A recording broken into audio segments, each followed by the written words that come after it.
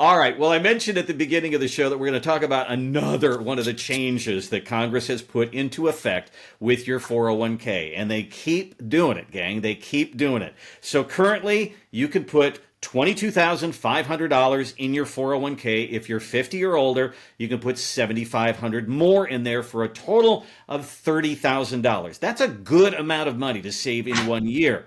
But starting next year, if you happen to make $145,000 or more, that $7,500 catch-up has to go into a Roth. Now, we've talked about the benefits of a Roth 401k, so these are good things, I think. Greg, is this a good thing? Or I'm always got to ask at the end of this, where's the gotcha? Well, I think the gotcha is the existing plan, right? Let's keep dumping more money into this tax trap. We talk about 401ks, the entire industry. I mean, ask yourself right now, if you're at home, how many people have told you to put money into a 401k? Everybody, yeah. Right? Your job, your financial advisor, your accountant, your neighbor. But how many people have told you how to take money out? Nobody. And the answer is nobody. And the reason is very simple. The entire Uncle Sam tax plan is for you to sock all this pre-tax money away, forget about it, die with it in there, and then zap you for 40% on the dollar. And we talk about the widows and kiddos penalties. So I think those things are scary. What I do think is if you can put money in a Roth 401k, sure, right? I mean, it grows tax free.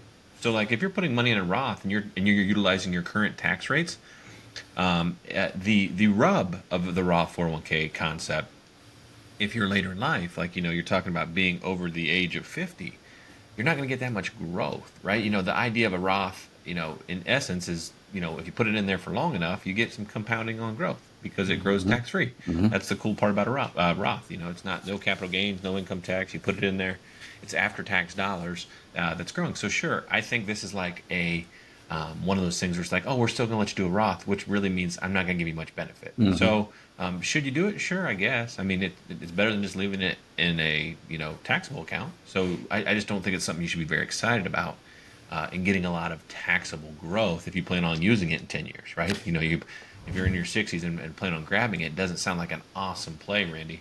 At least from a tax savings perspective. From the government standpoint, I see why they're doing it, because if you keep putting it in a regular 401k, they get their money later. If you put it in the Roth, they get their money now. So this is really a little bit of a tax grab, isn't it?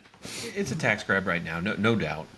But I do think they would prefer most people continue to sock money in their 401k on a pre-tax basis, because if you really think about how IRAs and 401ks work, as you put money in pre-tax, you kind of forget about it. People, talk about the taxes and the numbers, but the reality is the psychology is, I haven't touched this thing my whole life.